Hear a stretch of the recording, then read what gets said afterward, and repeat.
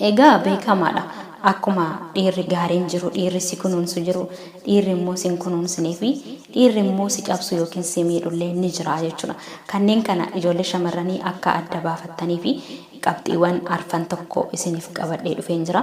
Dhiira akkamiiti kan isin jaalala waliin eegaluu hin qabne, waliin eegaltanii immoo jaalala san keessa jiraattanillee wantootan arfan yookiin sana ol ta'erraa anan isiniif qoodu keessaa jaalallee kee irratti yoo argite jaalalli kun jaalalatti fufuu miti booda kana keessatti miidhamuu dandeessudha waan ta'eef akka kanumarraa barattee ilaaltuufi jechuudha. Egaa inni tokkoffaani dhiira ofitti amanamummaa hin qabne faana jaalala keessa hin seenin yeroo kana seenteellee jiraattu. Egaa jaalalli ulfaataadha, nama tokko jaalanne dhiisuun ulfaataadha nan beeka. Haa ta'uyyuu malee nama tokko waliin jaalala keessa jiraannus nama kana kan barbaannu bultiidhaafi bultii keessatti immoo aarsaa guddaadha kan kaffalamu. Jaalala caalaa gaafa bultii keessa seenne nama sana faana wantoota hedduu qooddachuu dandeenya jechuudha. Kanaaf dhiirri ofitti amanamummaa hin qabne akka taaksiti. Taaksiin iddoodhuma beenzila fixetti dhaabbata. Dhiirri ofitti amanamummaa hin qabnellee akkasuma jechuudha. Ati waggaa 4 waggaa 5 sana olillee faana lakkoofsisuu dandeessa. Haa ta'uti garuu dhiirri ofitti amanamummaa hin qabne akkuma taaksisan iddoodhuma barbaadetti si gatee si biraa godaanuu danda'a jechuudha. Kanaaf dhiira ofitti amanamummaa hin qabne faana jaalala keessa hin seenin seenteellee jiraattu wantoota akkamiitiin adda baafachuu dandeessa. Dhiira ofitti amanamummaa hin qabne wanta haasa'u irratti ofitti amanamummaa hin qabu. Wanta sanallee siif hin mirkaneessu dhiirri ofitti amanamummaa hin qabne jechuudha. Dhiirri ofitti amanamummaa hin qabne akka bishaan gabatee irratti waanuma tokko har'a yoo tokko murteesse borummoo wantoota yookiin ajandaa haaraa fida. Wanta murteesse sanarratti hundaa'ee hin adeemu jechuudha. Kanaaf dhiirri ofitti amanamummaa hin qabne akkuma jalqaba jedhe akka taaksiiti. Haa gamiyyuu iddoo kennituuf jaalattus kunuunsitus dhiirri ofitti amanamummaa hin qabne yeroo hunda of shakkaa jiraata jechuudha. Kanaaf dhiirri ofitti amanamummaa hin qabne daandii dheeraa si faana deemuu hin danda'u. Maaliif ofitti amanamummaa hin qabu waan ta'eef waan kufu itti fakkaata yeroo hundumaa jechuudha. Dhiirri ofitti amanamummaa hin qabne immoo iddoodhuma barbaadetti si gatee deemuu danda'a. Hatagam jaalattuyyuu dhiirri ofitti amanamummaa hin qabne intalli tun na jaalatti. Osoo isheen na jaalattu jaalala ishee kanarra dhaabbadhee deemuu hin qabu yookiin suuta jedhee ofirraa fageessuu hin qaba jedhee hin yaadu jechuudha. Maaliif ofitti amanamummaa hin qabu ofii isaatiif jechuudha. Akkasumas dhiira gatii isaa hin beekne. Isaa hin beekne gatii kan keellee beekuu hin danda'u. Fakkeenyaaf osoo ufan hubachiisa jettee nama si hubachuu hin dandeenye. Atis immoo isa hubachuu fayyaala osoo jettee of hubachiisuudhaaf nama hin yaalle jechuudha. Dhiirri ofitti amanamummaa hin qabne. Tasumaayyuu wanta tokko irratti si hubachuus ta'e of hubachiisuudhaaf hin yaalu. Maaliif ofitti amanamummaa yookiin konfiidensii isa jennudha jechuudha. Ofitti amanamummaa hin qabu. Dhiirri ofitti amanamummaa hin qabne immoo akka ati itti amantullee si gochuu hin danda'u jechuudha. Yeroo hunda kufaatii yookiin sodaatitti dhaga'ama. Walfaanayyuu osoo ni deemtu kan deemaa jirle yoo ta'e namni maallaan jedhu dhiirri ofitti amanamummaa hin qabne beekamaadha. Namni maallaan jedhu yeroon si faanaa deemu harka si qabatee si hammatee si faanaa deemu ni sodaata. Dhiirri ofitti amanamummaa hin qabne jechuudha.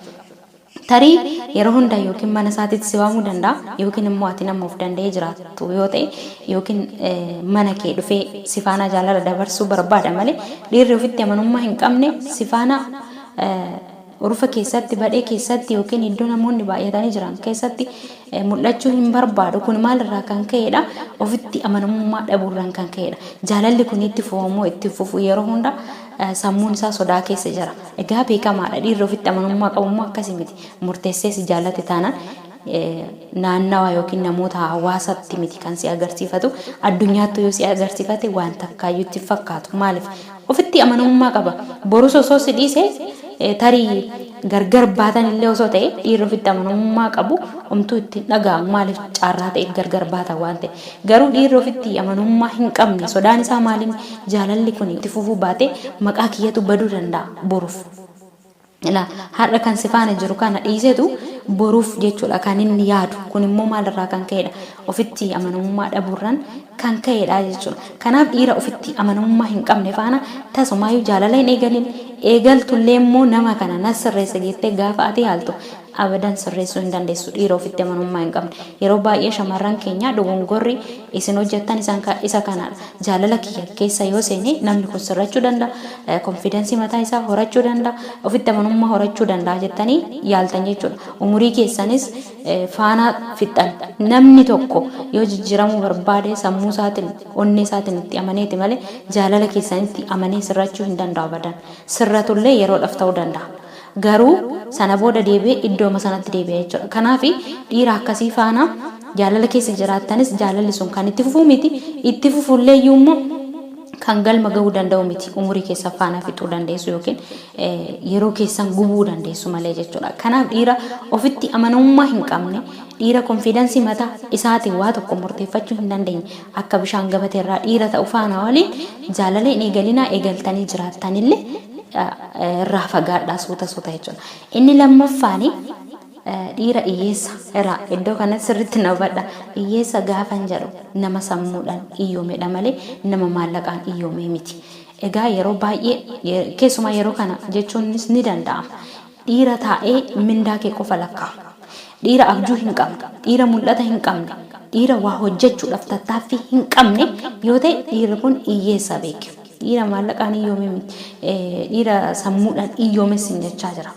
Dhiirri maallaqaan iyyoome ati dubartii jabduu taate taanaan inni dhiira jabaa ta'e taanaan nama mul'ata qabu ta'e taanaan bor hojjettanii waliin hojjettanii iddoo guddaa gahuu ni dandeessan. Haa ta'uti garuu yeroo kana keessa inni sammuudhaan iyyoome mindaa kan kee qofa taa'ee eegataanaan waa'ee mindaa keetii jiinni kan dhufu waa'ee mindaa keetii taa'ee harka kee ilaala yoo ta'e dhiirri kun dhiira hiyyeessadha. Kanaafiyyuu ati hagam hojjettuuyyuu jireenya keessan keessatti fooyyee fiduu hin dandeessu. Maaliif dubartii waan taateef har'aan kana tarii isaafis maallaqa qooduu dandeessa, ofis jiraachisuu dandeessa. Borummoo haadha manummaa waan jedhantu jira. Haadha ijoollee waan ta'uu keetu jira. Sana booda harka isaarratti kufuutu jira. Har'a mindaa kan kee kana iddoo lamatti qooddee waliin jiraattanillee borummoo giddeetaa yookiin ammoo dirqama jechuudha harka isaarratti kufu. Maaliif innis aangoo abbaa manummaa waan qabuuf jechuudha. Inni kun immoo kan ta'uu danda'u abbaa manummaadhaaf namni tokko kan adeemuu danda'u jalqabummaa jaalala kana keessatti itti gaafatamummaa yoo fudhatedha jechuudha. Abjuu isaatiif hoo tattaaffii godhedha. Nama hojii hin tuffanne yoo ta'edha. Garuu dhiirri hiyyeessa jechuun immoo calliseetuma nama hojii tuffatu. Calliseetuma ganama nama hirribarraa hin kaane iddoodhuma sana taa'ee nama waaqa ammaararu jechuudha. Nama uumaa isaa ammaararu. Egaa dhiirri hiyyeessi isa kanaadha. Gongumaayyuu jaalala keessa waliin turuu hin qabdan. Warreen immoo yeroo kana jaalala keessa hin seenne dhiira akkanaa faana jaalala keessa seenuu hin qabdanii jechuudha. Maaliif umurii kee fixxa waan ta'eef dhiirri hiyyeessi sammuudhaan iyyoome nan qaroomsa jettus abadan qaroomuu hin danda'u. Yeroo hundumaa kan itti mul'atu maallaqa kan keeti malee jechuudha. Inni sadaffaan dhiira yeroo ati waa tokko balleessite akka obboleessattis akka hiriyaattis akka jaalalleettis siin loluu hin dandeenye. Waan ati balleessite hundumaa dhiira callisee irra si darbu ilaa. Namni kun yeroo tokko na jaalateeti waan hundumaa callisee irra na darbu jennee ilaalla yeroo tokko jaalala keessa yeroo jiru. Inni kun garuu dogongora guddaadha.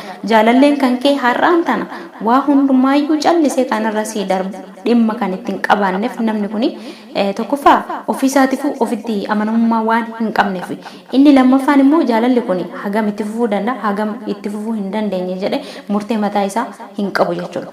Kanaaf dhiira siin loluu hin dandeenye siin lolee wanta kana sirreessuu qabda. Maaliif akkana goote maaliif kana hojjatte wanti kun boru jaalala keenyas ni balleessa anas na miidha siis ni miidha jedhe dhiira waanuma tokko irrattuu siin hin lolle jechuudha. Ati yeroo kana keessa yoo waa tokko balleessite inni siif callisu na jaalate jettee yaaduu dandeessa ta'a. No kun jaalala miti. Ofiisaatiif jaalala saniif murtee mataa isaa wanta dhabeef jechuudha dhiirri akkana. Kanaaf dhiira siin hin lolle yeroo ati balleessite immoo dhiifamallee gaafattu dhiira dhiifama hin beekne. Dhiirri gamni ofiisaatiif waa hundumarrattu itti gaafatamummaa mataa isaa fudhate siinis immoo itti gaafatamummaa mataa keetii akka fudhattu si taasise ofiisaatiif akka dhiirummaatti sitti immoo akka dubartummaan sitti dhaga'amu si taasiseetu si faana itti fufa. Dhiirri iddoo kanatti garuu itti gaafatamummaa fudhachuu hin barbaanne gongumaa jaalala kana keessatti sin barbaachisu. Maaliif boru itti gaafatamummaa guddaa kan fudhachuu danda'u isa waan ta'eef. har'aan kana garuu itti gaafatamummaa xiqqaa kanarratti dadhabbina kan qabu yoo ta'e boruun kanarratti abdachuu hin dandeessu.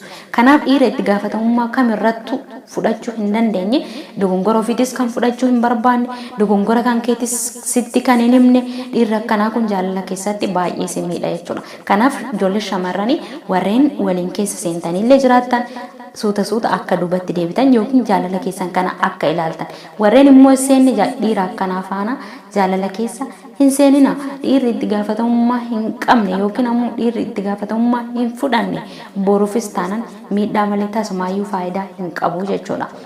Inni arfaffaa fi inni dhumaa dhiira wanta qabu yookiin wanta dandeettii isaatiin wanta danda'uun si gammachiisuu hin dandeenye faana jaalala hin eegalin eegaltee jiraattus immoo jaalala san keessaa suuta fagaadhuun sin jedha. Egaa yoon kana jedhu kennaa xiqqaa ta'uu danda'a. Iddoo garaagaraa si geessee si bashannansiisuudhaaf ta'uu danda'a. Dhiira kana gochuudhaaf hin yaalle wooma tokkoyyuu dhiira baasii sirratti baasuu hin barbaanne yeroo hundumaa situ bilbilaaf yoo ta'e situ of yaadachiisa yoo ta'e inni si yaadatu yoo ta'e yeroo ati bilbiltuuf immoo bilbila keessan dafee siif hin kaasu yoo ta'e yeroo immoo siif kaaseyyuu yeroo hundumaa haasaa yookiin haasaa haasoftan keessatti sumatuu haasaa maddisiisa sumatuu waa'ee karoora boruuf haasaa malee inni sitti hin kaasu yoo ta'e dhiirri akkanaa kuni gongummaayyuu sin barbaachisu dhiira bultiidhaaf illee siif ta'u miti jechuudha. Yeroo hundumaa yoo online irratti jiraate yeroo ati barreessituuf chillaasitti jedha yoo ta'e yeroo ati bilbiltuuf dafee siif hin kaasu yoo ta'e yeroo hundumaa immoo sababa isa yoo ta'e wal arguudhaaf illee immoo situ qacara yoo ta'e yoo inni yeroo hunda siif hin beellamu yoo ta'e situ beellamee isa argata yoo ta'e dhiirri kun dhiira bultiidhaaf siif ta'u miti. Jaalala keessatti iyyuu yeroo kana keessa situ aarsaa guddaa kaffala taanaan namni kun si gammachiisaa hin jiru taanaan ati jaalaluma jaalattu san keessatti ofuma keetiif isa faana gammadaa jirta malee namni kun nama boruuf si barbaachisu miti. Nama immoo jaalala kana keessatti illee siif hin taanedha. Yeroo tokko nama tokko yoo jaalanne wanti hundinuu nutti hin mul'atu jechuudha. Wanti hundinuu waan nu gaddisiisu nutti hin fakkaatu. Yeroo hedduu erga nama sanarraa fagaanne wantoonni aarsaa nuti kaffallu hundinuu akka gatii dhabaa ta'e nutti beeksisa malee jaalala keessa yeroo jirrutti nutti hin mul'atu jechuudha. Kanaaf jaalalleen kee kun jaalallee kee kana madaaluudhaaf jaalala keessa yeroo jirtu kana maaltu si dhaga'ama? Jaalala akkamiiti? Namni ati faanaa jirtu kun waan hundumaayyuu sirratti baasuudhaaf waan hundumaa aarsaa siif kaffaluudhaaf karoora boruu si faanaa baafachaa jira namni kun. Kana ta'e taanaan nama dhugaati. Kana yoo hin taane garuu nama boruuf si barbaachisu miti. Dhiira immoo boru bultii keessatti si gammachiisuu danda'u miti jechuudha. Kanaafiyyuu ijoolleen shamarranii yeroo kana keessa dhiira akkanaa faanaa jirtu yoo ta'e jaalalli kun jaalala isin miidhuu danda'udha malee kan boruuf itti fufee bultiitti isin geessuu danda'u miti jechuudha. Kanaaf akka waliigalaatti dhiira itti gaafatamummaa fudhatu, dhiira waan qabu hundaan si cinaa dhaabbachuu danda'u, dhiira yeroo hundaayyuu siifan jira ani si cinaan jira siin jechuu danda'u, dhiira akka obboleessatti si sossobuu si gorsuu danda'u, abbaa manummaarra darbee immoo dhiira akka hiriyaatti sitti dhiyaachuu danda'u, dhiira yeroo hundumaa gadda keetiif gammachuu keessarratti siif dhiyaachuu yookiin si cinaa dhaabbachuu danda'u, dhiira fuula keetirraa gammachuu fi gadda kee ilaalee adda baafachuu danda'u filadhuun siin jedha.